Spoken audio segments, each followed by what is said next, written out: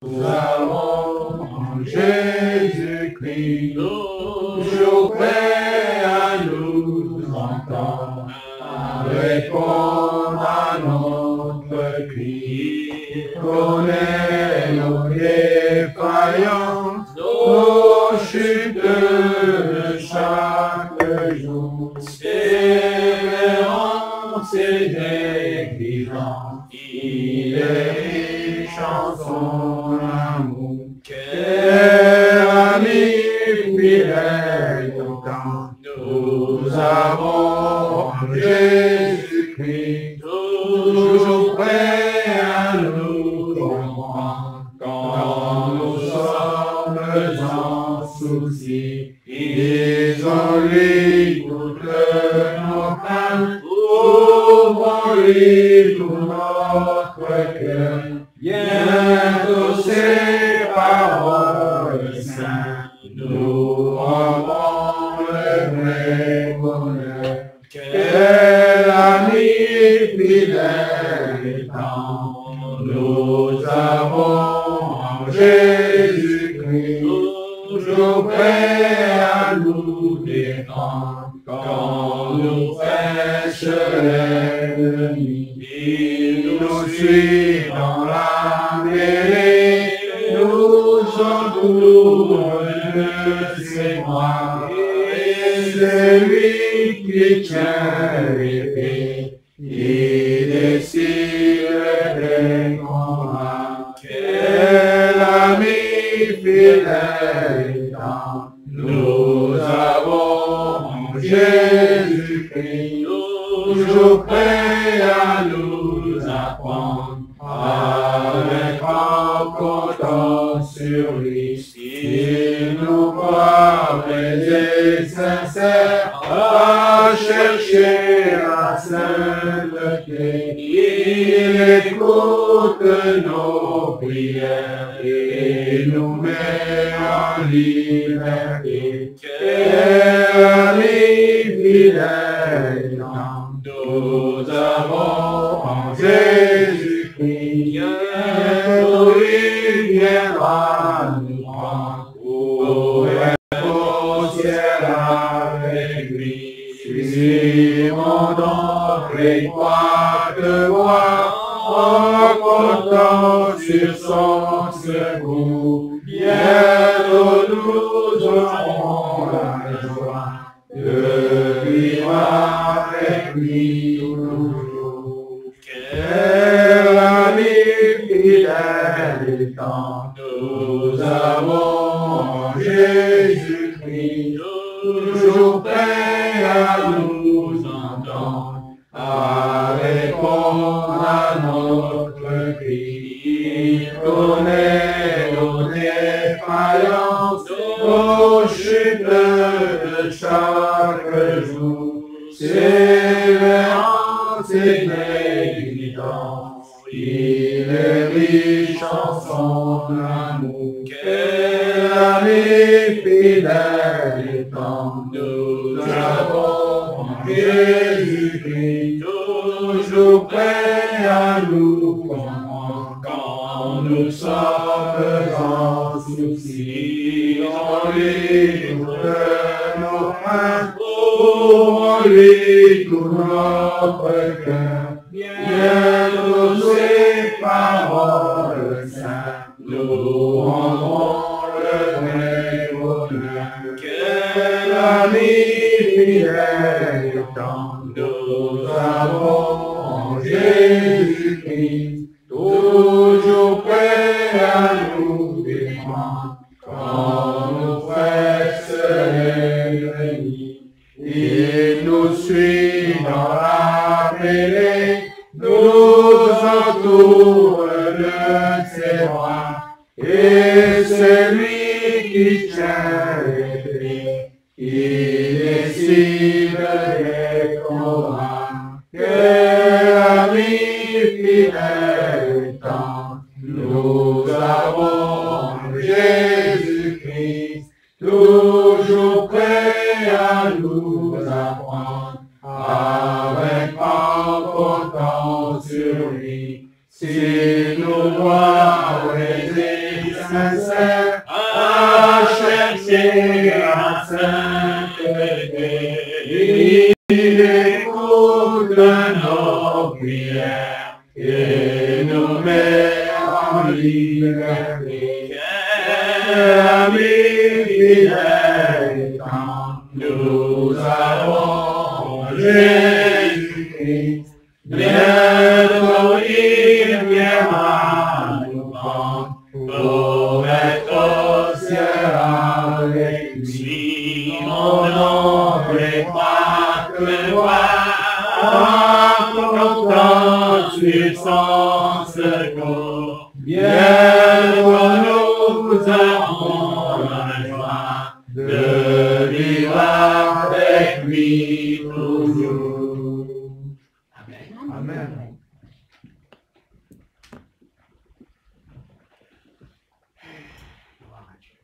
Le 11, s'il vous plaît, c'est possible. On va chanter le 11. Si je ne me trompe pas. On va prendre le 11. C'est la page 8. Alors le 11.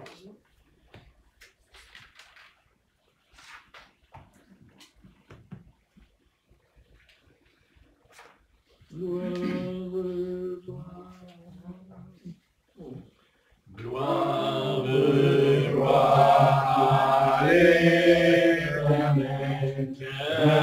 cantique solennel, cantique solennel, de nos cœurs monte à son trône. Cantique créant qu'il est grand, quand il est haut, il est grand, il est juste en punissant, qu'il est bon quand il pardonne.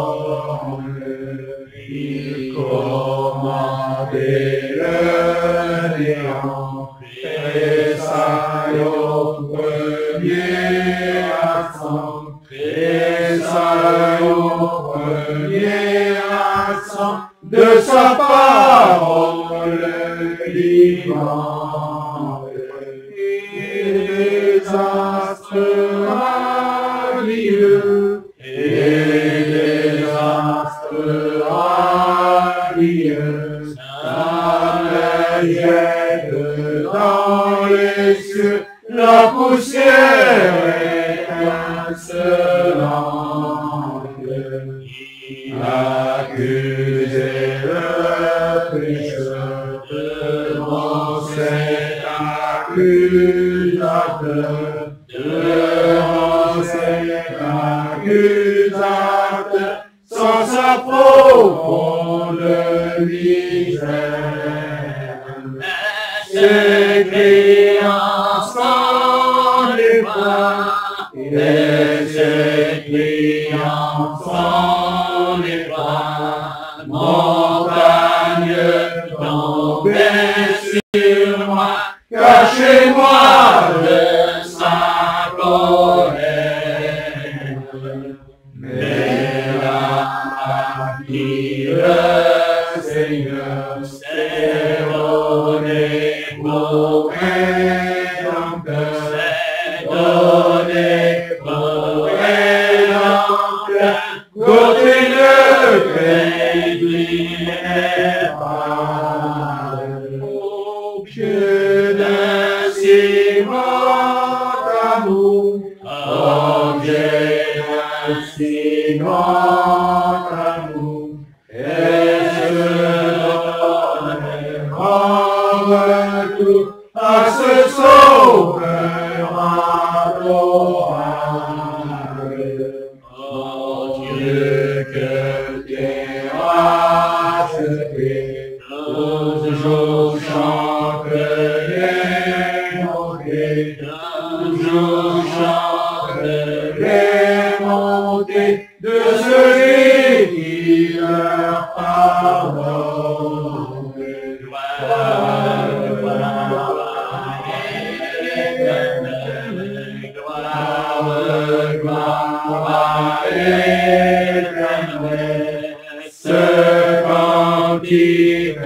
solennel montera jusqu'à son trône.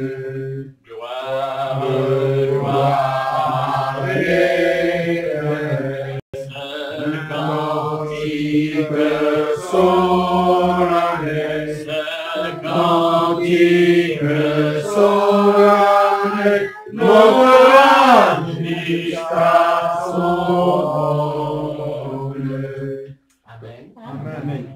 Ah oui. Ah oui. Il n'y a pas que le cantique qui doit monter. Amen. Nous aussi. Parce qu'on peut chanter, mais ne pas monter. C'est ça le problème. C'est ça le problème. On va chanter le 45 pour donner un petit peu de coup de fouet là. Et quand le vol de la tempête. Et quand le vol de la tempête vient les gilets jaunes, assommés en ciel bleu. Et ouais, mais au lieu de baisser la tête, compte sur les bienfaits des chrétiens. Amen. On va dire, compte sur les bienfaits des gilets blancs. Ah ouais, on est blanc. Alléluia. On est pas blanc. Amen. Oui, je reçois. On est blanc. Donc, On est blanc. J'espère. J'espère. J'espère. Ah, le chien est d'accord. Ah oui. Elle a soufflé son message. Il est jaune, le chien, par contre. Elle a Il est soufflé jaune, son le message. Il est jaune, la couleur, non? En apparence. Il est roux, c'est C'est peut-être le président. C'est C'est jamais des gilets jaunes. Il est venu pour raconter ce qui se passe dans le tabernacle. Ben, je vais pas dire Roger, le chien. Non, parce qu'après, on va interpréter. Parce que vous savez, les chrétiens ont le don d'interpréter. Si vous voulez savoir qui a le don d'interpréter, c'est les chrétiens. C'est les plus grands interprètes qu'il y a sur la terre. Ah ouais, ah ouais. Eh oui, ils ne connaissent pas la Bible, mais ils l'interprètent. Bah ouais. ça, c'est vrai. Eh ouais. Tout à fait. Eh ouais. Bon, laisse tomber, Patrick. 45. Laisse tomber. Quand Le vol de la tempête vient assombrir ton ciel bleu, au lieu de baisser la tête contre les bienfaits de Dieu, contre les bienfaits de Dieu, et les causes devant les yeux, en adorant, combien le nom les grands. Quand sur la route glissante, tu chancelles sous la croix, pense à ces peuples glissantes qui t'a béni quand le roi compte les bienfaits de Dieu, mais causes devant tes yeux, tu verras en adorant combien le nom en les vents. Si tu perds dans le voyage une chaîne présent, pense aux divins héritage qui là-haut te reste encore. Compte les bienfaits de Dieu, mais cause devant tes yeux, tu verras en adorant combien le nom en les rangs. Et on aimait sans cesse ce Père qui chaque jour répand sur toi la richesse de son merveilleux amour. Compte les bienfaits de Dieu, et tous devant tes yeux.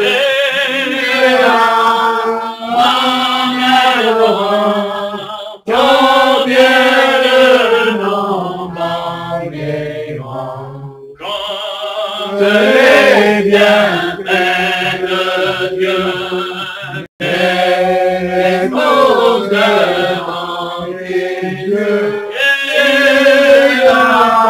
en adorant, combien le nombre est grand, quand sur la route glissante, tu chancelles sous ta croix, pense à cette œuvre puissante qui t'a béni dans le roi. Montre les bienfaits de Dieu et pose dans tes yeux.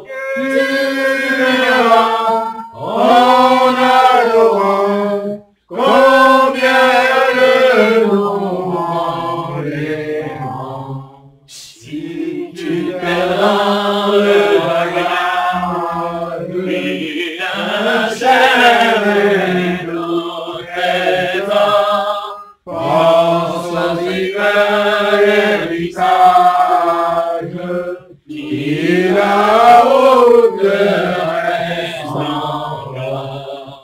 Compte les bienfaits de Dieu, et choses dans tes yeux.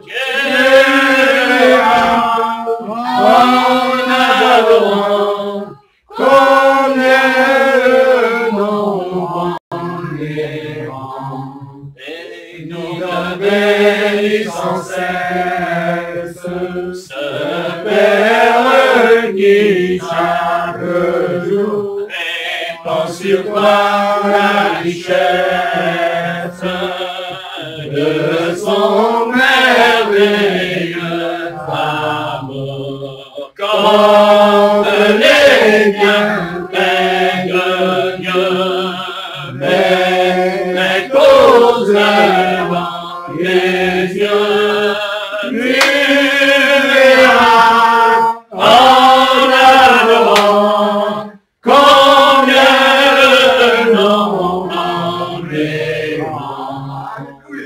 Amen. Alléluia. Eh bien, on va prier. Seigneur, nous te bénissons et nous t'adorons parce que tu es le maître. Tu es le maître des esprits et c'est toi qui connais les esprits. Nous avons reçu de toi, Seigneur, un esprit. Mais nous savons que, malheureusement pour nous, étant nés par le péché, il n'y a pas seulement en nous notre esprit, mais il y en a d'autres. Et nous en avons reçu à la naissance, ce sont des démons. Et c'est eux qui nous ont infligé tant de déboires, tant de souffrances. Et aussi nous conduire toujours dans le péché. Car c'est là l'œuvre du malin. Car malin veut dire esprit mauvais, esprit impur, esprit méchant.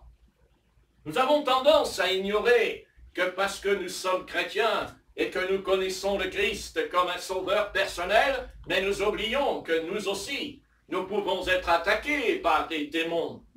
Ce sont des esprits impurs. Et comment savons-nous cela? Parce que notre comportement, notre attitude s'éloignera du Saint-Esprit. Dieu nous a donné le Saint-Esprit, afin qu'au nom puissant de Jésus-Christ, qui est le nom du Père, du Fils et du Saint-Esprit, afin que nous ordonnons au nom puissant du Christ de chasser au nom puissant de Jésus, afin que le premier esprit qui est mauvais, qui est méchant, n'est-il pas l'esprit du doute, l'esprit d'incrédulité à l'égard du Seigneur? Mais nous sommes convaincus, parce que nous avons déjà expérimenté dans nos prières la présence de Jésus, Amen. la présence du Christ, qui est une présence semblable à l'agneau, qui est plein d'amour et de douceur à notre égard, et nous aussi, Nous possédons cet esprit de l'agneau parce que nous aimons nos frères et nos sœurs qui sont en Jésus-Christ. Étends ta main. Étends ta main parce que, Père Céleste, nous ne voulons pas ignorer que dans ce monde, malgré qu'il y ait tous ces partis politiques, toutes ces forces motrices de la nation qui se mettent en marche parmi tous les continents, certains pensent que ce sont des hommes qui sont des organisations puissantes, mais ce n'est pas tout à fait la vérité. L'organisation qui force les choses à faire le mal, c'est le diable, c'est les ténèbres, c'est l'enfer, c'est le prince des puissances des ténèbres, avec son armée d'escorte de démons. Et nous savons dans ce pays qu'il y a la puissance des démons et qu'ils se rassemblent pour se liguer contre le retour de Jésus-Christ. Mais nous savons que Christ est ressuscité, que Christ est vivant, alléluia, et que ce soir nous prions quelqu'un qui est vivant. Christ est vivant, parce que ce n'est plus nous qui vivons, c'est Christ qui vit en nous. Et ils pourront raconter tout ce qu'ils veulent. Il n'y changera rien. Nous ne sommes que de la chair et du sang, mais nous possédons quelque chose énorme en nous. Nous avons reçu Christ en esprit et en vérité. Et pour cela, Christ nous a donné gratuitement, par la foi, il nous a donné un autre consolateur, le Saint-Esprit, afin qu'au nom puissant de Christ, la puissance de Jésus, c'est une puissance qui a vaincu l'ennemi. Et ce soir, en ton nom, nous avons vaincu. Au nom puissant de Jésus-Christ. Oh Dieu, alléluia.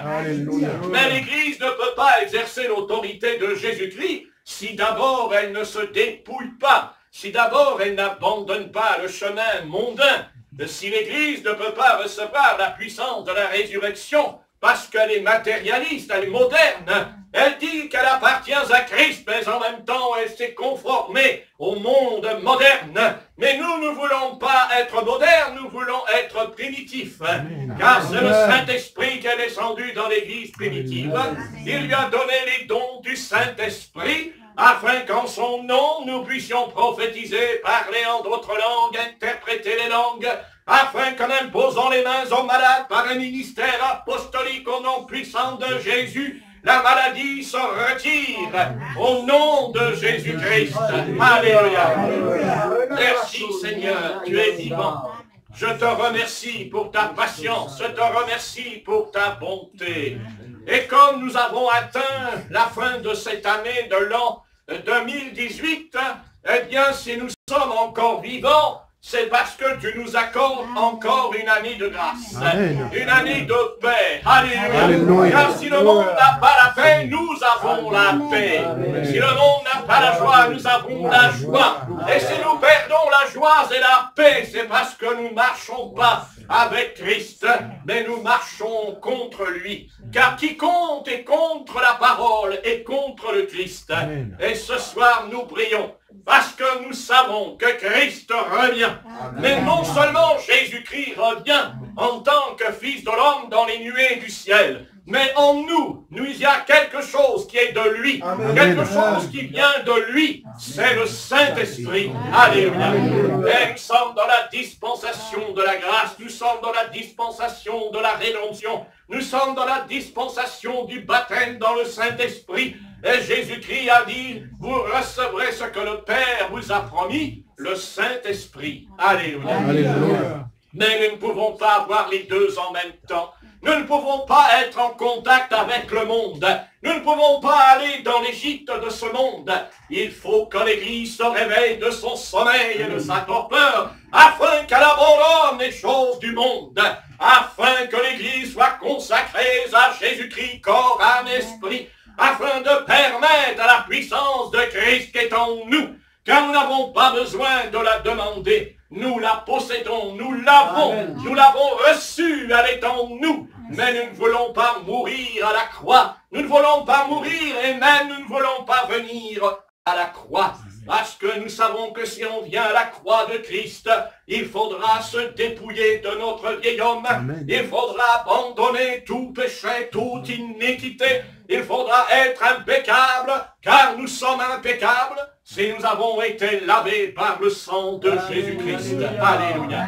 Christ présentera une église sans faille, sans défaut. La puissance de Jésus est venue pour écraser la puissance des ténèbres, afin que l'église ne soit pas une organisation, mais que l'église soit un corps, un organisme vivant, possédant en elle la correction, le jugement, la repentance. Alléluia. Alléluia. Car le départ de l'église, elle est née dans la repentance. Quand le Christ est venu, il a dit repentez-vous. Quand Jean-Baptiste est venu, il a dit repens-toi. Et tous les prophètes et l'apôtre Paul à Athènes, il a dit repentez-vous. Et ce soir, nous voulons nous repentir, parce que nous croyons que nous n'avons pas besoin de repentance. Mais ce n'est pas vrai, car dès l'instant qu'un chrétien ne grandit plus dans la foi, dès l'instant qu'un chrétien commence à laisser montrer, apparaître en lui son caractère, qui n'est pas le caractère de Christ, c'est parce que justement il y a un problème au niveau de la repentance. Amen. Car écoute bien, toi qui connais la Bible, ne sais-tu pas que la repentance te pousse à renoncer à ton péché? Ne sais-tu pas que la repentance nous amène à la sainteté? C'est le départ, c'est le corps des esprits. Alors qu'il nous dira, écoute, tu étais sur la terre et tu as accepté le péché dans ta vie, tu as caressé le péché en toi. Ah non, mon ami, tu ne rentreras pas. Ici, dans ce lieu, il habite les anges, les archanges, les séraphins, les chérubins. Alléluia. Alléluia. Mais aussi, il habite les saints qui ont été sauvés par la grâce de Dieu. Alléluia. Le Christ nous a sauvés. Amen. Non pas pour que nous vivions dans le péché, mais que pour que nous comprenions que Christ est saint. Et que par sa grâce et par sa miséricorde, il nous appelle à la sainteté. Alléluia. Alléluia. Tu as déjà entendu cette voix qui te crie en te disant arrête-toi avec ton péché et ne cherche pas toujours des excuses en toi. Car sache une chose, le salaire du péché c'est la mort et c'est la déclaration de l'Éternel dans le jardin d'Éden. Avant même que le diable vienne dans le jardin, avant même que Satan vienne dans le jardin, l'Éternel dit à Adam, écoute, tu n'as pas encore eu Ève dans ta vie, mais je te mets en garde, ne va pas dans le péché, n'écoute pas la voix du péché, mais écoute la voix de la sainteté. Alléluia. Alléluia. Christ est saint, Dieu est saint, sa Bible est saine. Alléluia. Il n'y a point d'impudicité, point d'impureté, point de fornication, point d'adultère, point de corruption. L'Éternel est l'Éternel, le Dieu des armées. Et ce soir, il nous appelle à venir à lui, afin d'apporter notre âme à ses pieds, afin de déposer les armes charnelles en nous, car nous confondons souvent dans le combat spirituel, dans la bataille contre les ténèbres, nous confondons les armes spirituelles et les armes charnelles. Et souvent nous appelons ténèbres ce qu'est lumière, et ce qu'est lumière on l'appelle ténèbres. Il y a en nous tant de choses que le Christ a besoin de mettre en place, mais pour cela il attend de nous un effort personnel, une décision de sincérité, d'honnêteté en nous. Il nous connaît, il sait que nous sommes de la chair et du sang. Il sait que notre corps retournera dans la poussière, mais il nous a promis que nous allons ressusciter des morts. Alléluia. Alléluia. Car il a dit à la trompette de l'archange, nos corps seront transmutés dans un corps incorruptible. Alléluia.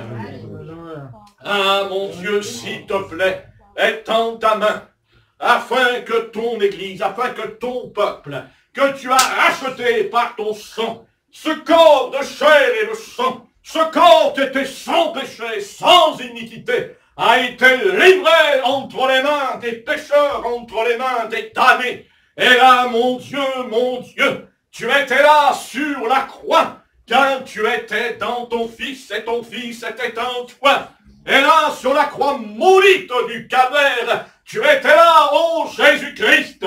Nous lisons la parole, nous lisons la Bible, nous la connaissons, et vas-y, je te sors les versets par cœur. Mais le véritable thème de la Bible, la véritable révélation de Christ, n'est-ce pas la croix du calvaire? N'est-ce pas le Christ sur la croix en train de mourir pour mon péché? Il ne meurt pas parce qu'il a amené une bonne cause. Il ne meurt pas pour un parti, il ne meurt pas pour quelques textes bibliques. Le Christ, il meurt parce que je suis perdu, parce que je suis condamné à la mort éternelle. Écoutez bien, j'ai dit la mort éternelle. Et Christ est venu pour nous donner la vie éternelle en son nom. Il nous a rachetés de tout péché, il nous a délivrés de toute iniquité. Il nous a lavés dans le sang de la rédemption. Il nous a purifiés, il nous a sanctifiés. Alors pourquoi retournerions-nous dans des choses anciennes qui nous ont apporté que du chagrin, que du malheur, que de la souffrance? Pourquoi cette Église de ce siècle ne comprend pas que nous devons passer du temps dans la prière, dans la louange, dans l'adoration, que nous devons laisser tomber cet esprit moderne et venir à Christ pleinement dans une consécration totale, afin que, comme faisait Israël, qui a porté l'agneau sur l'autel, comme Abraham qui a mis son fils unique, et l'Éternel lui a dit, donne-moi ton fils. Ah mon Dieu, il a dit, mais comment, Éternel, veux-tu que je te donne mon fils, puisque c'est toi qui m'as dit que tu me l'as donné sur la base d'une promesse que tu m'as fait quand j'avais 75 ans. Ah mon Dieu, eh bien écoute, je te le donne. Et il l'a donné. Amen. Il l'a apporté sur le mont Moria. Et quand il a pris le couteau pour le tuer, l'Éternel lui a dit, arrête, je sais que maintenant tu m'aimes. Je sais que tu m'aimes. Eh oui, Abraham n'aimait pas l'Éternel parce que Dieu lui donnait des bonbons ou des sucettes comme aujourd'hui. Non, il aimait l'Éternel parce que quand on donne son fils unique, c'est qu'on est prêt à aimer l'Éternel. Eh oui, mon Dieu, c'est de cela qu'il est question d'aujourd'hui encore dans nos vies. Et partout dans ce monde, nous sommes tombés dans le piège de la modernité. Il faut être moderne. Mais mon Dieu, nous sommes dans l'erreur complète. Parce que le moment sacré de notre vie, c'est quand on se met en prière et que là, dans notre chambre, on a fermé notre porte. Et là, nous sommes avec notre Père Céleste. Et nous lui disons tout ce que nous avons sur le cœur. Alléluia. Nous lui parlons de tous nos problèmes, de tous nos soucis. Nous lui expliquons même qu'on ne peut pas payer les factures. Alors, le Seigneur dit, ne t'inquiète pas. Je nourris les oiseaux du ciel. Alléluia. Je nourris les lys des champs. Gloire à son nom. L'Éternel nourrit. Il est là. Il est présent. Eh oui, mon Dieu, tu as multiplié les pains et les poissons. Tu as nourri 5000 et après 3000. Tu es le grand Dieu des cieux. Et que nous importe le reste, ce qui compte, c'est ta présence en nous. Amen. Ce qui compte, c'est que tu sois là. Car là où il y a Jésus, il y a le miracle. Alléluia. À chaque fois que nous appelons Jésus, il y a toujours un miracle. Et s'il n'y en a pas, c'est parce que quand on l'appelle, nous ne sommes pas sincères et nous ne sommes pas honnêtes. Et ce soir, j'aimerais que chacun d'entre nous soit sincère et soit honnête envers Dieu, en lui expliquant, en ne faisant pas comme Adam, qui a dit, ce n'est pas de ma faute, c'est la faute de Ève.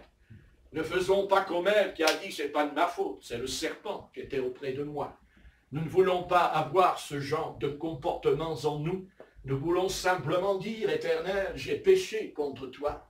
J'ai péché contre le ciel, je t'ai offensé.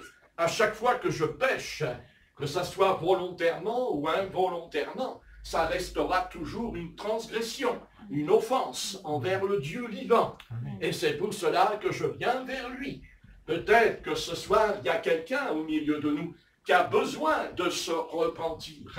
Mais peut-être qu'il ne ressent pas ou elle ne ressent pas ce besoin. Elle dit, qu'est-ce qu'il nous raconte le pasteur avec sa repentance?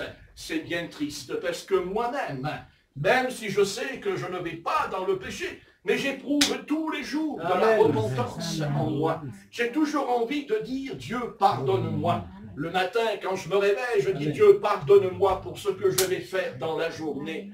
Pardonne-moi aussi quand je vais dormir, parce que je peux avoir de mauvais rêves qui ne sont pas la gloire de ton nom. Je te prie, Dieu, de me pardonner. S'il te plaît, pardonne-moi. Alors l'Éternel dit, c'est bien, tu m'as demandé pardon avant. Donc, puisque tu m'as demandé pardon avant, je te garderai de tomber dans le péché. Alléluia. Alléluia. Je te protégerai. Alléluia. Alléluia. Oh, merci, Sauveur éternel. Car n'oublions jamais que le Christ est un sauveur. Alléluia. Il est un sauveur. Il est venu pour nous sauver. Le Christ est quelqu'un qui vient pour te sauver. Et non pas pour te perdre, mais pour te sauver. Et peut-être que tu ne veux pas de ce salut que Dieu t'offre gratuitement au travers de son Fils bien-aimé. Peut-être que tu dis, je n'ai pas besoin du salut. Moi, vous savez, monsieur le pasteur, je suis assez grand, je connais ma vie, je conduis ma vie, je connais tout. Mais ce que tu ne sais pas, c'est que tu ne sais pas ce qui t'arrivera tout à l'heure. Et ça, tu ne le sais pas parce que tu oublies que le Seigneur peut te rappeler dans une heure, il peut te dire tu t'en vas. Et là, nous ne sommes pas prêts à comprendre tout l'emblématique de l'histoire humaine, mais n'oublions jamais, jamais que Dieu peut nous redemander notre âme à chaque instant de notre vie. Amen. Et nous voulons toujours nous poser cette question. Est-ce que je suis prêt à aller à la maison? Est-ce que je suis prêt à partir de l'autre côté de la barrière? Car l'apôtre Paul l'a dit lui-même, qu'il préférait s'en aller et quitter ce corps qui le faisait souffrir, mais a dit, à cause de quelques âmes, je resterai, mais je préférais m'en aller et aller vers le Seigneur. Alléluia. Eh oui, Seigneur Jésus, gloire à ton nom. Nous sommes pressés, oppressés de toutes parts, mais Seigneur, notre cœur est attaché à toi. Amen. Et nous te resterons fidèles jusqu'au bout. Amen. Fidèles. Être fidèles jusqu'au bout. Amen. Seigneur, tu es fidèle. Et si nous ne sommes pas fidèles, toi, tu demeures fidèle. Amen. Jusqu'au bout. Tu nous as tenus jusqu'à ce soir. Jusqu'à cette heure de prière dans ce lieu. Tu nous as tenus par la main. Si on veut se souvenir à quelle heure, quel jour on s'est converti, on ne peut pas s'en rappeler. Mais on se rappelle d'une chose, c'est que quand on s'est converti, le Seigneur nous a donné la paix et la joie. Alléluia. Et nous avons compris que le salaire du péché, c'est la mort. Si un chrétien ne comprend pas que le péché, c'est un salaire, et qu'au bout de la route, il n'y a que souffrance et éternelle souffrance dans ce lieu de tourment éternel. Il y en a trop, Seigneur, qui pensent que parce qu'ils sont chrétiens, ils n'iront pas en enfer, ils pensent qu'ils n'iront pas dans... Ah, ils se trompent, parce que c'est un mensonge de plus que Satan a inventé, afin de nous tromper encore, car le diable est un trompeur et un séducteur, mais c'est surtout un menteur. Il ment. Et il ment plus que nous pourrions l'imaginer encore ce soir, car il a dans sa besace plein de petits plans de mensonges. Car faites bien attention que quand l'Église primitive est venue sur la terre, quand elle est née par l'Esprit, tout de suite, il y a Ananias et Saphira qui sont venus avec un esprit de mensonge en eux. Satan voulait entrer parce que c'est un menteur. Alors attention de ne pas mentir, mais de dire la vérité. Amen. De ne rien rajouter et de ne rien retrancher. Non pas seulement de la Bible, mais de ce que nous disons dans la journée quand on parle avec les êtres humains. Il ne faut pas mentir, car si tu mens, tu es séduit par l'adversaire. Toujours, on doit dire la vérité. Quel que soit le prix, il faut la dire. Quand l'apôtre Pierre a posé la question, il lui a dit, alors, est-ce à ce prix que tu as vendu le champ? Et nous savons qu'il a menti. Et il ne faut pas mentir. Surtout pas pour une question d'argent. Ça ne vaut pas le coup de perdre la vie éternelle pour de l'argent. Parce que l'argent, c'est un Dieu, mais il n'est pas Dieu. Mais il peut nous détourner de la vérité. Ne jamais mentir. Ne jamais déclarer ses impôts en... Il ne faut pas mentir. Il faut tout déclarer. Il faut tout déclarer. Tout mettre sur la feuille. Parce que le diable, il nous surveille dans ce domaine. Nous devons être droits et intègres. Et ne jamais mentir. Ni à l'État, ni au chef de l'État. Toujours, on doit dire la vérité. Quoi que ça nous coûte. Parce que le Seigneur n'aime pas quand on ment. Il veut qu'on dise la vérité. Parce que Dieu est un esprit de vérité. Amen. À lui la gloire. À lui L'honneur. à lui la louange, la gloire et l'honneur. Au ciel des ciels. Par son Fils bien-aimé, notre Sauveur, Christ Jésus, Rédempteur, Sauveur, et aussi Père céleste de tous les esprits. Alléluia. Alléluia. Gloire à son nom. Amen. Amen. Gloire à Dieu. Gloire à Dieu. Ici, dans le tabernacle, il n'y a personne qui ment. Hein? J'espère. Amen. C'est pas un amen d'aplomb. Hein? Un amen, c'est un amen. Amen. Il y en a qui ont mangé du foie gras. Hein? Qui vont en manger. Ah ouais, donc toi tu m'auras toujours, c'est clair. Je tiens à comprendre. C'est pas la peine. Non. Eh bien, écoutez, bien-aimés, voilà, l'année se termine. Oui. Et oui. Et bien sûr. Attends, je vais prier. Pas que ça. Il y a autre chose ce soir. Ah, Jésus, Jésus, Jésus. Notre Jésus, notre bon Jésus-Christ. Toi, Seigneur, qui connais. Dieu, tu connais cette âme, tu connais le chemin de ton enfant. Seigneur, s'il te plaît, ouvre la porte et fais un prodige et un miracle. Seigneur, je t'apporte tout cela entre tes mains. Nous t'apportons Yasmine aussi. Amen. Et te prions de poser ta main sur ces jeunes filles, afin qu'au nom du Seigneur, tu ouvres la porte et que, Seigneur, tu puisses les bénir au-delà de leur espérance. Seigneur Jésus, au nom du Seigneur Jésus, ah Dieu, Alléluia, éternel des armées, Alléluia. Gloire à Jésus, Alléluia. Gloire à Jésus de Nazareth. Alléluia. Gloire à Dieu.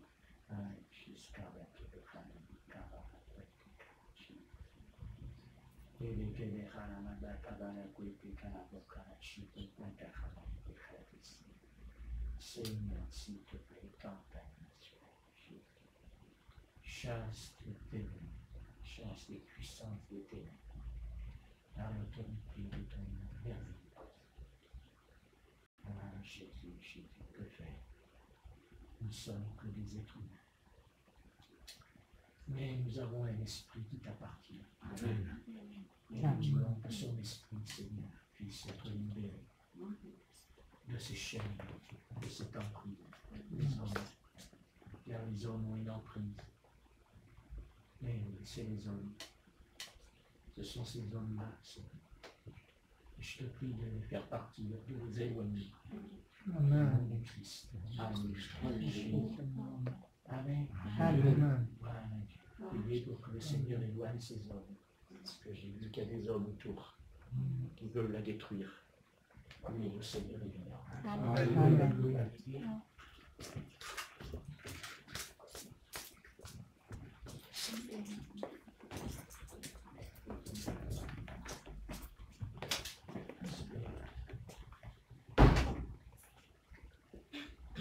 Je souhaite à personne de vivre ou à vivre. Il faut aller faire un tour. Il faut aller voir. Je vous garantis. Va voir. Qu'est-ce qu'il faut faire? Ça va aller. Non, mais c'est normal. C'est normal. Vous vous rendez compte le choc thermique entre là-bas et ce soir. On ne peut pas comprendre. C'est terrible. Parce que c'est un choc. Vous comprenez? C'est un choc. Ben, j'ai pu commencer. Bien, on va ouvrir la Bible. On va voir un peu. On va essayer de voir quelque chose. Mais bon. Ouais. Voir quelque chose.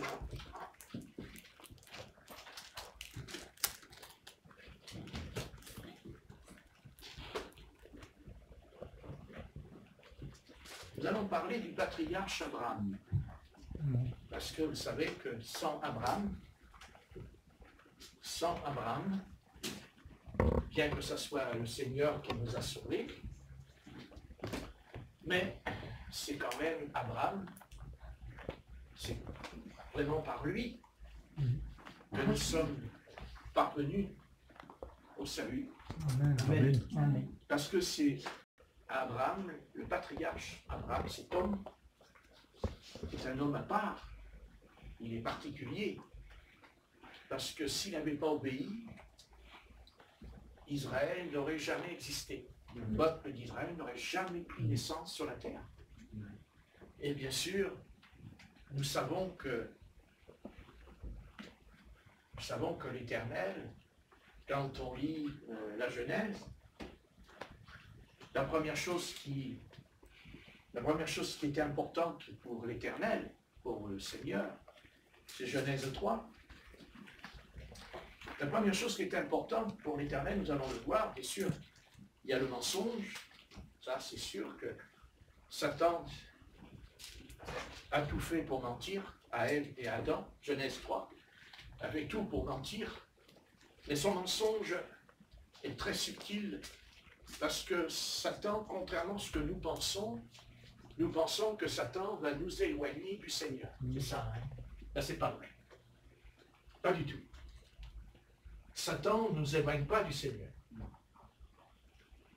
Mais il ne nous rapproche pas de lui non plus. Alors il fait quoi? Eh bien, il veut faire ce qu'il a dit à Ève. Vous serez comme Dieu. Voilà la bonne affaire. Vous serez comme Dieu. Ah oui. Ah oui. Seulement, en disant cela, quand il a dit « vous serez comme Dieu », certaines traductions disent « comme des dieux ». Mais moi, je pense que ce n'est pas tout à fait juste « comme des dieux ». Je crois plutôt c'est « comme Dieu ». Pourquoi? Mais parce que dans Ézéchiel 28, finalement, c'est ce que Dieu lui dira. Tu n'es pas Dieu, mais tu es un homme. Tu es un homme, le texte. Dans Ézéchiel 28, tu es un homme. Donc je te précipite. Je te précipite parce que tu es un homme et non Dieu. Et donc Satan, sa révolte dans l'univers, sa révolte consistait à ce qu'il voulait prendre la place de Dieu. C'est ça qu'il voulait. Et il le veut toujours. Mais comme il n'a pas pu parvenir à ses fins, pour la simple raison que parce que Dieu l'a précipité des cieux, il l'a éjecté. Il l'a éjecté en disant roi de Tyr, mais on sait très bien que c'était pas. Quand on dit le roi de Tyr, on ne sait pas, c'est pas un roi. Oh, c'est pas un roi humain, le texte. C'est Satan, le roi de Tyr. C'est Satan. Mais c'était un roi de Tyr. C'était que Satan. C'est ce qu'il va faire d'ailleurs, bientôt. C'est ce qu'il va faire. Parce que l'Antéchrist, quand il va venir comme s'il était un roi. Et il va dire, je suis le roi. La seule différence, c'est qu'il va dire, je suis le roi, c'est-à-dire, je suis le Messie. Vous voyez, il ne fait pas le contraire. Nous pensons qu'il va faire le contraire. Nous pensons qu'il va être contre Dieu. Tout ce qui est contre Dieu. Mais non, pas du tout. Si Satan se révèle être contre Dieu, nous n'allons pas être séduits. Au Au contraire, nous allons le chasser puisqu'il est contre Dieu. Mais lui, il va faire autrement. Il va s'arranger à faire autrement. Il va se faire passer pour Dieu. Et d'ailleurs, c'est ce que dit l'apôtre Paul au sujet de l'Antichrist, hein, n'est-ce pas? Quand il se proclamera Dieu, il sera chassé du temple. Parce que le peuple d'Israël aura compris. Parce que juste marqué, il leur faudra ça pour qu'ils comprennent. Vous lirez dans Thessaloniciens, ils comprendront que quand il dira « je suis Dieu », alors là, il y a un petit déclic qui va se faire en eux. Mais j'aimerais tant qu'il se passe déjà maintenant. Le petit déclic, ils auraient dû même... Le déclic aurait dû même se faire dès que Christ est venu. Mais bon, que voulez-vous? On peut leur reprocher toute chose à ces Juifs en leur disant « ben voilà, vous avez crié, crucifie-le, tout ça. » Mais vous savez, s'ils ne l'avaient pas fait, on ne serait pas sauvé non plus. S'ils avaient accepté, on ne serait pas sauvé. Vous comprenez? Donc, les voies de Dieu sont impénétrables. Et Dieu sait ce qu'il fait. Mais une chose est certaine, c'est que de toute façon, au sujet d'Abraham, parce que si je vous parle d'Abraham, c'est lié à quelque chose qui était dans le jardin d'Éden déjà à l'époque. Et ça, Satan ne s'est pas contenté simplement de mentir, il ne s'est pas contenté simplement de nous séduire, ce qu'il sait très bien faire d'ailleurs aujourd'hui, encore plus que dans n'importe quel siècle, puisqu'à la fin il est dit que sa séduction sera terrible, n'est-ce pas, hein? Alors on va lire Genèse 3 et on va essayer de voir quel rapport a avoir ce texte avec le patriarche Abraham. Qu'est-ce que le patriarche Abraham a à voir avec le jardin d'Éden, avec le serpent, avec Ève et Adam? La parole nous dit dans Genèse 3, verset 1, « Le serpent était le plus rusé de tous les animaux des champs que l'Éternel Dieu avait fait. Il est tellement orgueilleux qu'il n'arrive même pas à se rappeler que c'est Dieu qui l'avait créé. » Vous voyez jusqu'où peut aller l'orgueil. C'est énorme, c'est énorme. Hein? Et bien sûr, il dit à la femme, alors moi je ne pourrais pas interpréter, mais je peux traduire un petit peu, il dit à la femme, on pourrait dire ce soir, il dit à l'Église. Il dit à l'Église. Il dit à l'Église. Quoi? Dieu a-t-il réellement dit, vous ne mangerez pas de tous les arbres du jardin? La femme répondit au serpent, nous mangeons du fruit des arbres du jardin, mais quant au fruit de l'arbre qui est au milieu du jardin, Dieu a dit, vous n'en mangerez point et vous n'y toucherez point. Je vous signale que Ève aussi, elle ment. Parce que l'Éternel n'a jamais dit à Adam de ne pas toucher. Il lui a dit de ne pas en manger. Vous pouvez lire. Donc déjà, vous voyez, elle est contaminée, elle est empoisonnée par son contact dans son esprit. Et c'est d'ailleurs pour ça qu'elle va tomber. Elle tombe parce qu'avant même qu'elle parle avec Lucifer, elle est déjà pas, vous voyez, elle n'est pas claire. Parce que Dieu n'a jamais dit l'Apocalypse. Celui qui rajoute et celui qui retranche. Hein, le dit l'Apocalypse chapitre 22. Amen. Hein, vous n'en mangerez point, vous n'y toucherez point, de peur. Alors là, elle tourne la parole en dérision. Parce qu'elle ne dit pas on va mourir, elle dit de peur. De peur. De peur, ça veut dire que peut-être, c'est pas sûr, hein, de peur, hein, que vous mouriez. Bon, quand elle parle, elle ne donne pas une certitude. Elle ne dit pas « ainsi dit le Seigneur ». Elle ne dit pas « ainsi dit la parole ». Là, quand elle dit « de peur ». Hein, ouais. Alors, le serpent dit à la femme, bien sûr, alors là il lui ment en pleine figure, ce qui va d'ailleurs beaucoup l'arranger à Ève, parce que Satan lui a dit ce qu'elle voulait entendre. Ben, évidemment. Satan lui a dit ce qu'elle voulait entendre. Satan ne dira jamais quelque chose qu'on ne veut pas entendre. C'est pas vrai, puisqu'on va le rejeter. Donc, il nous dira quelque chose qu'on veut bien entendre, parce qu'il y a en nous des dispositions. Des dispositions qui sont liées un peu comme les pharisiens, qui pensaient que pour être pur, il fallait se laver les mains, laver les plats, il ne fallait pas manger ceci, il ne fallait pas manger cela, alors que le Seigneur Jésus dit le contraire. Il dit, c'est pas ce qui rentre, c'est ce qui sort. Et voilà. Ben oui. Ben oui, mais nous c'est le contraire. Hein. Nous, c'est ce qui rentre qui nous fait remuer quand on parle. Non, c'est ce qui sort.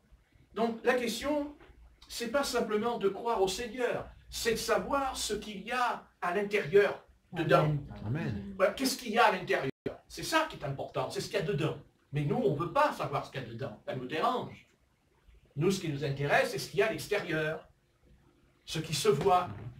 Par contre, comme nous sommes nés tous pharisiens, parce qu'on est tous des pharisiens, qu'on le veuille ou non, nous aimons voir ce qui ne va pas chez l'autre. Mais on ne voit pas ce qui ne va pas en nous. Ça, voilà, on ne le voit pas. Ah non, non, on ne le voit pas. On pourrait mettre 30 lampadaires devant nos yeux, on ne verra pas quand même. Voilà, on ne voit pas. Ben non. Pour la simple raison qu'on peut voir quand on a compris que notre esprit est une lampe. C'est ce que dira un psaume. Notre esprit est une lampe. Maintenant, une lampe, elle peut aussi envoyer la lumière que si elle reçoit du courant. Et bien sûr, le courant, c'est d'avoir un contact avec l'esprit du Seigneur quand on prie. Là, on a un contact et il y a le courant qui passe. Et l'ampoule, elle s'allume. Voilà. Voilà. Voilà. Comme ça, vous marcherez dans la rue, et vous entrez dans le magasin, et vous regardez les gens ils vous regardent. Qu'est-ce que vous allez me regarder? Tu vois pas que je suis une ampoule? Hein? Tu vois pas que je brille, moi? Je brille. Je suis une ampoule. Tu vois pas? Ah bon? Oui, oui, oui, oui. Ah ouais. Tu vois pas? T'es dans le péché, t'es dans le péché. Enfin, c'est pas l'ampoule qui le dit, c'est moi. C'est ce qu'on voudrait dire à la place de l'ampoule. Hein? Mais c'est même pas l'ampoule qui le dit, c'est la lumière. Et quand Dieu nous éclaire, d'abord, quand Dieu nous éclaire, vous verrez, généralement, il ne nous dit rien du tout. Non. Non, pas du tout. Il ne nous dit rien, on n'entend rien. Et on ne sait pas pourquoi. On a honte. On se met à pleurer. Ben, c'est normal. Si on se regarde dans un miroir et qu'on porte un vêtement qui n'est pas propre ou qui est froissé, le miroir nous dira ton vêtement, ça va pas. Et pourtant, le miroir, il ne parle pas. Il ne dit pas « Oh, oh là là, la jupe que tu as mis, qu'est-ce qu'elle est moche !» Non. Ok, ce serait bien. On entendrait le miroir qui nous dit « T'es mal habillé ». Non, le miroir, vous ne l'entendez pas. Mais par contre, le miroir, il fait que vous voyez. Vous voyez. Mais le problème, c'est que, comme si on n'est pas converti, c'est évident que quand on regarde un miroir et qu'on n'est pas converti, on se trouvera toujours joli. C'est évident. C'est évident. Je suis pas mal quand même. Je suis pas mal. J'ai 66 ans, mais je suis pas mal. Je me regarde dans le miroir. Je me lève du fauteuil, je regarde dans le miroir. Je m'allonge sur le lit, je me lève du lit, je regarde dans le miroir. Mais la salle de bain, je fais popo et je regarde la glace pour voir si mon visage il va bien. Hein? C'est important le miroir. On ne peut pas vivre sans le miroir. Miroir, si j'ai la plus belle. Mais je ne voulais pas le dire, parce que je savais que vous alliez le dire. Parce que vous connaissez tellement la Bible, vous, que vous m'avez sorti ça. Hein? Mais oui, c'est bien le miroir. Seulement, le miroir, enfin ce miroir, ne vous aidera pas beaucoup. Mais moi, nous connaissons un autre miroir, c'est la Bible. Amen. Amen. Ah mais ouais, mais alors allez dire à l'humanité que la Bible c'est un miroir, ils vont dire non. Ils vont dire c'est pas un miroir, c'est de la lecture. Ouais, mais c'est de la lecture qui est un miroir. Amen. Et qui va nous montrer ce qu'on ne voit pas sans le miroir. Amen. Si vous n'avez pas de miroir, vous n'avez pas de glace, vous ne voyez pas. Vous marchez dans la rue, vous marchez dans la rue, vous dites, ah, les gens ils me regardent, ils doivent dire, mais qu'est-ce que je suis bien habillé. Oh là là, oh, regardez-moi, oh là là, je suis bien habillé. Hein, vous savez qu'est-ce qui fait ça, hein? D'accord. Donc,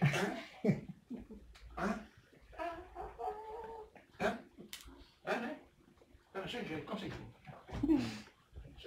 c'est vous les reconnaissez tout de suite, ils font. Ah oui, alors, ah mon chou, t'as mangé de la choucroute, hein? Voilà. Ah oui. Ah oui, ils ont une voix spéciale. Mais eux, ils n'ont pas besoin de miroir. Parce que c'est la voix qui vous dit qui... Voilà. Parce que par la voix, on peut aussi savoir qui on est. Hein? On peut savoir. Voilà. Quand quelqu'un est en colère, on le sait. Hein? Il n'a pas la voix d'un agneau.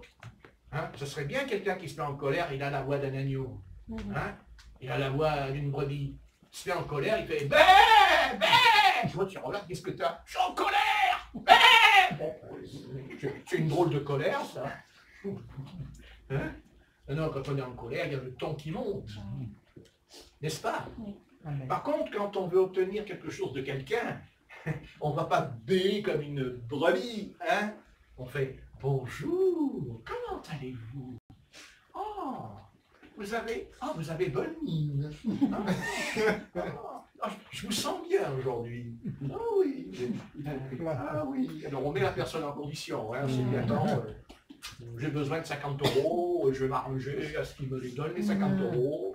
Alors, oh oui, votre sac, qu'est-ce qu'il est beau. Vous l'avez acheté où? J'achète de la galerie. Ah, il a dû coûter cher. Oh ben oui, c'est vrai. Oh là, putain, il était un peu cher. C'est vrai. Ah, il était un peu cher. Oh, écoutez, la prochaine fois que vous voyez un beau sac, vous l'achetez pas. Et puis vous me donnez 50 €. Hein? Les petits compliments. Hein? Parce que quand on veut quelque chose, on sait comment parler. Hein? C'est comme les petits-enfants, ils vous cassent les pieds toute l'année, ils ouvrent les portes, ouvrent les tiroirs. Bien ce coup, je ne sais pas pourquoi, le gosse il se met à pleurer à la marre. Bien ce coup, le petit garçon, le petit fille, il se dit « Ah, j'aimerais bien avoir les bonbons qui sont au-dessus du buffet. » Ah ben là, parce qu'il ne peut pas les attraper, les bonbons, hein? Et c'est sur au-dessus du buffet. Hein. Il ne peut pas, il n'a pas le bras assez long. Enfin, c'est pas long. Hein. C'est pas long. Vous comprenez? Il n'y a que le président de la République qui a le bras long. Le bras, ça mange tout seul. Mais les petits garçons, petites filles, ils n'ont pas le bras long. Hein. Alors, qu'est-ce qu'elles font? Parce que les enfants, ils sont très intelligents. Il ne faut pas les sous-estimer. Alors, ils viennent. Alors, vous savez ce qu'ils font d'abord? Et vous dire comment ils font. Alors, ils viennent et disent « Maman! Ah, maman, elle a compris ce qu'il veut, hein, mais elle donne rien. Elle continue à repasser. Elle repasse, et le petit garçon, qui fille, elle est là, elle fait... Non, parce que... Elle se dit, t'entends pas, tu vas entendre. Elle tire sur la robe. Maman! Et maman, elle fait... Maman! Alors qu'est-ce qu'il fait, le petit garçon, petite fille, qu'est-ce qu'il fait? Il va de l'autre côté. Et après, il va derrière.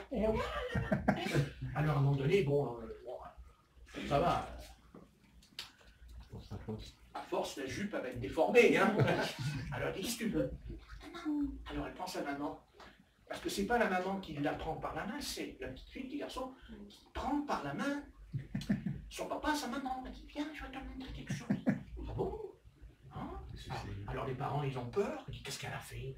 Elle a fait une bêtise. Et puis, il vient dans le buffet, il dit, non, t'as vu le paquet là-haut? Tu peux pas l'attraper, t'es grande, toi, t'as les grands bras. T'as les bras comme le président de la République. Ils sont très longs, tes bras. Ils sont très longs. Et la maman, elle dit, non, pas de bonbons. Il n'y a pas de bonbons. Et alors, tu fais, oh maman chérie. Ah oui, maman chérie. Maman chérie, s'il te plaît, maman. Hein? Alors après, quand maman elle veut pas, qu'est-ce qu'elle fait, le petit garçon, petite fille? Elle dit, il est où papa? Il est où papa? Alors le papa qui est assis dans le canapé, qui regarde la télé. Alors là, le papa il répond pas, il regarde le match de football. Et le petit garçon, petite fille, elle monte sur le canapé, elle se met à genoux sur le côté, elle dit, papa, je peux te faire un bisou, je peux te faire un bisou. Qu'est-ce qu'elle me prend à elle? Un bisou, c'est bon, d'accord. Alors, elle va pas donner maman, elle va pas les donner. Alors, à un moment donné, il y a papa qui regarde son épouse au loin, ils se regardent tous les deux. Le papa et la main, ils se regardent. Alors ça, il n'y a pas de parole, il n'y a rien pour pas que la gosse elle comprenne. On communique avec les deux yeux. Et comme ça, elle ne donne pas. Alors, le petit garçon, petite fille qui était si mignonne, si gentille, si douce, à un moment donné, qu'est-ce qu'elle fait? Elle fait... C'est la douceur, elle est partie. Elle tape sur la table. Elle fait tomber les autres. Elle prend, sur la table, elle prend la fourchette, paf, elle envoie par terre. Hein? Et la maman dit, tu vas voir, il est blessé. Hein?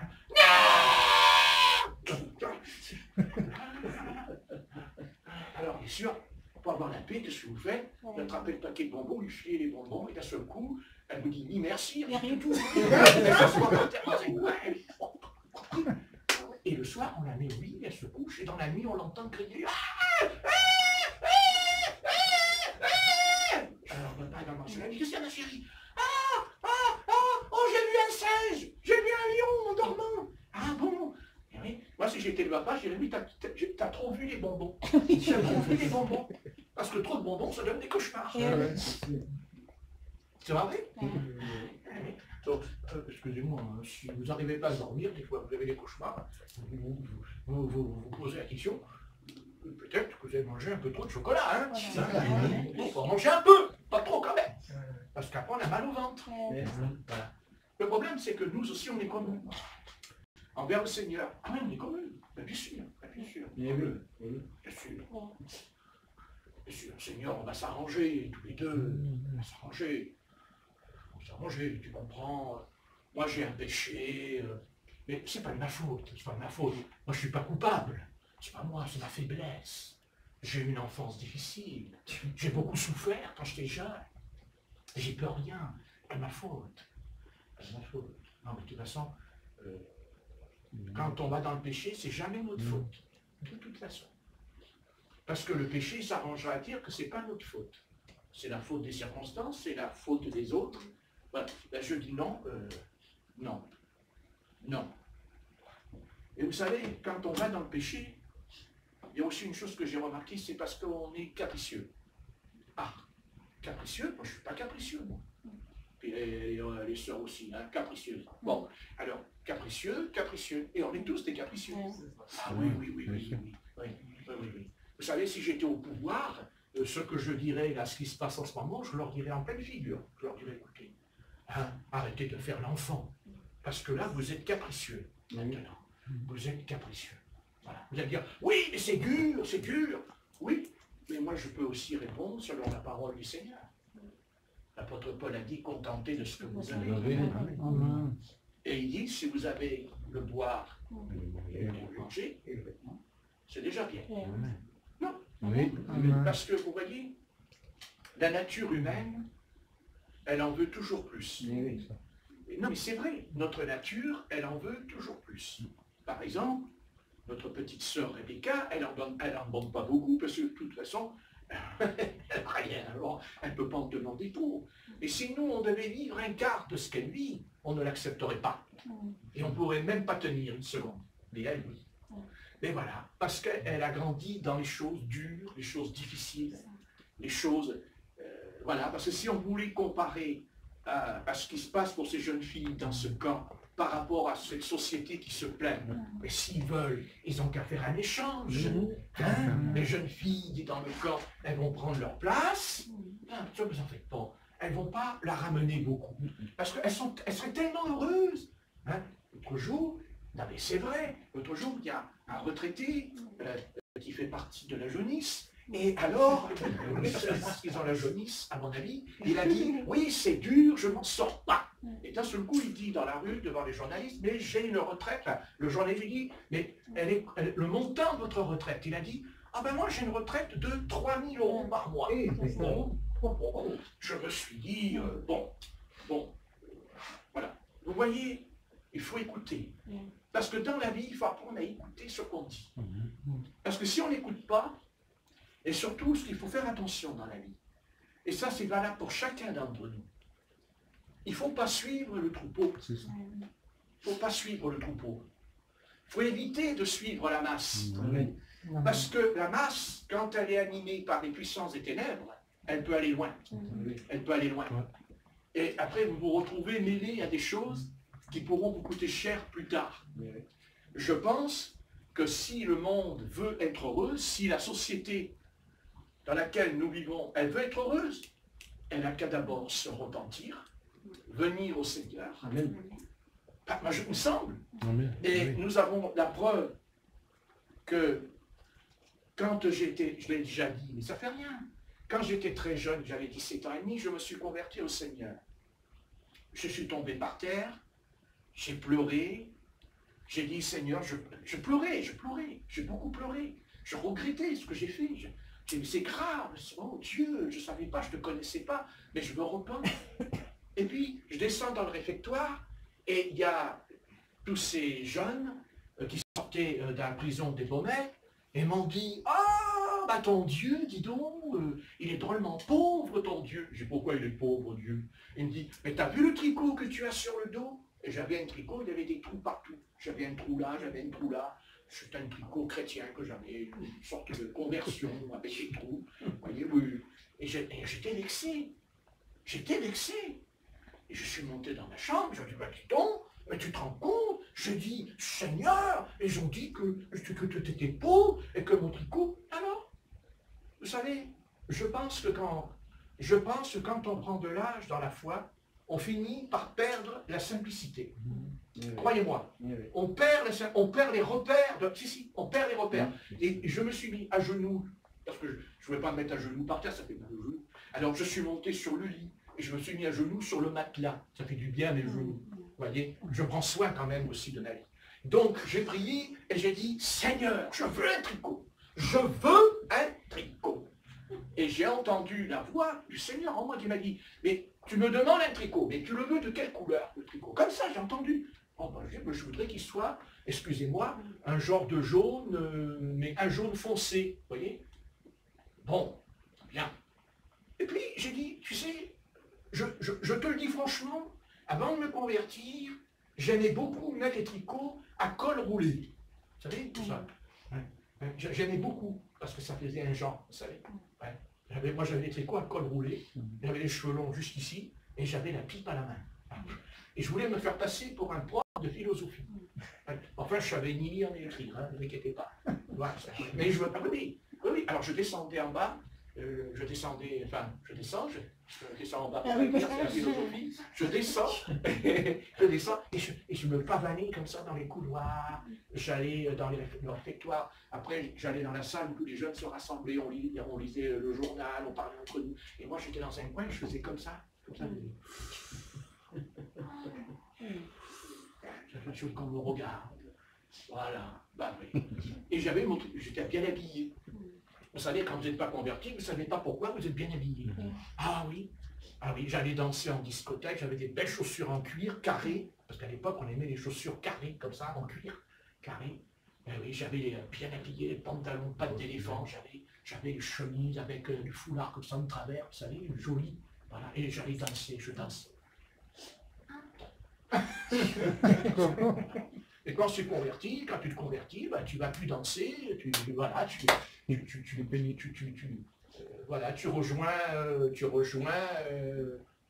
rejoins les abbés, les évêques, voilà, tu te contentes d'une simple tunique, tu vois. On va faire ça pour voir aujourd'hui. Donc, je dis, Seigneur, je veux un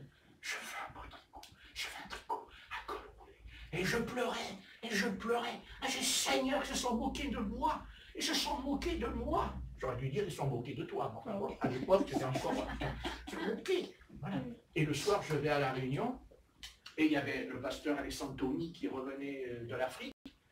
Et puis, bon, il descend d'estrade, et moi, j'étais assis tout au loin, au fond de l'assemblée, et il me dit, jeune homme, venez ici. Je dis, putain, le missionnaire, il m'appelle. Oh, le Seigneur, il m'appelle au ministère. Ah oui, je pensais ça. Moi, j'ai dit, le Seigneur, il m'appelle au ministère. Ah, parce que je voulais déjà entrer dans le ministère à l'époque. Je le voyais, prédicateur. Et alors, je suis vers lui, je dis, qu'est-ce qu'il va me dire? Qu'est-ce qu'il va me dire? J'écoute, Seigneur. Je t'écoute, Seigneur. Je suis ton serviteur. Je t'écoute. Et puis, il me remet un paquet entre les mains, colis, tu sais, c'est pour vous. Oh, purée, je le touche comme ça. Ah! J'ai dit, je sais ce que c'est. Alors, il dit, comment tu sais? T'es un prophète? Non. C'est mon tricot. Et il m'avait acheté le tricot. À col roulé, jaune foncé. La couleur, pareil. Tout ce que j'ai demandé. Avec, ah oui, je voulais que les poignets soient noirs au bout. Je chute alors. Je l'ouvre. Oh, je fais, regardez, le Seigneur. Alors les chrétiens me disaient, Alléluia, Alléluia, gloire à Dieu, le Seigneur est vivant. J'ai dit, oui, le tricot. Oh, le tricot, là. On était plus simple. Pas vrai? Pas comme aujourd'hui, hein, on a changé. Et donc, attendez, alors après, le soir, on descend pour manger au réfectoire. Non, pas le soir, non, le lendemain matin, à midi, je me rappelle, c'était à midi. Alors, je m'assois, j'ai mis mon tricot, tout, et là, j'étais là. Je vous attends, les gars. Le problème, c'est qu'il n'y en a pas un qui n'a rien dit. Il mangeait avec moi, mais pas un mot. Alors, à un moment donné, je fais, Alors réunion, qu'est-ce que tu as fait avec le bras? Ils ont dit que c'était non. Voilà, le tricot. Tu as dit que j'ai trouvé mon tricot. Il me dit, oh là là, c'est le directeur du foyer qui te l'a acheté. Ah, j'ai dit non. Ah bon, mais quand tu l'as eu, tu l'as volé? Ah bon, oui, j'aurais pu. Oui, dans mon ancien métier, j'aurais pu le voler. J'ai dit non, j'ai pas volé, j'ai dit que c'est le Seigneur qui l'a volé. Mais vous savez, attention, quand j'aurais expliqué, il y en a 5 qui ont été convertis après. Ça a foutu un impact dans le foyer, ils venaient à la réunion. Parce que tous les soirs, je faisais des réunions, moi. Ah oui, tous les soirs, vous avez la réunion. Non, tous les soirs. Tous les soirs, il y avait la réunion dans le foyer, dans la chambre. Ah oui. Ils ouvraient la porte elle s'ouvrait, ils rentraient, ils s'asseyaient sur le bord du lit, ils s'asseyaient par terre, et je connaissais rien de la Bible, hein. Franchement, je ne connaissais rien. Et pourtant, l'esprit, il descendait. L'esprit, il descendait. Hein. Il se mettait à pleurer d'un coup, hein, sur le lit. Hein. Il y en a qui se tombaient à genoux par terre. À genoux, ils tombaient les pieds par terre, effondrés, tombaient comme ça, comme ça. Moi, à l'époque, je ne comprenais rien, je ne connaissais pas comme aujourd'hui. Non, à 17 ans et demi, que je voulais comprendre les démons, les ténèbres, les esprits. Voilà. Quand je pense qu'il y a des grandes facultés de théologie qui vous préparent pour avoir la connaissance sur les démons, les ténèbres, et puis après, quand ils prient, il n'y en a pas un qui s'en va. Ils ont le diplôme dans le cartable, mais les démons, ils disent, j'en ai rien à foutre de ton diplôme. Moi, je n'ai pas de diplôme, je n'ai pas de cartable, j'ai rien du tout. Moi, j'étais un simple voyou, converti à Jésus-Christ pendant peut-être, je ne sais pas, 3-4 mois, pas plus. Et d'un seul coup, les démons, ils se mettent à crier, à hurler, ils criaient les ténèbres et tout. Voilà, ben voilà. Bon, ben voilà. Que je vous dise, je peux vous en dire plus. Hein? Amen. Peut-être qu'à l'époque, peut-être que j'étais plus sincère que ce soir.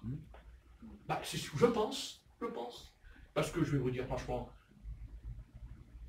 je pense que les démons sont chassés quand on est sincère. Amen. Je pense que les malades sont guéris quand on est sincère. Amen. Et que si on n'est pas vraiment, parce que la question qu'il faut se poser, est-ce qu'on est vraiment sincère? Sincère, vraiment. Et je pense qu'au début, on est sincère. On est sincère. Je vais vous dire pourquoi. Et je vous dis pourquoi. Parce que je sais pourquoi on est sincère. Parce que c'est la parole du Seigneur qui nous dit, ce texte.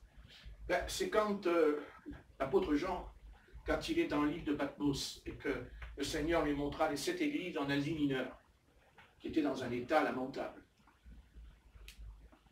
Mais on va dire, on va tout sortir.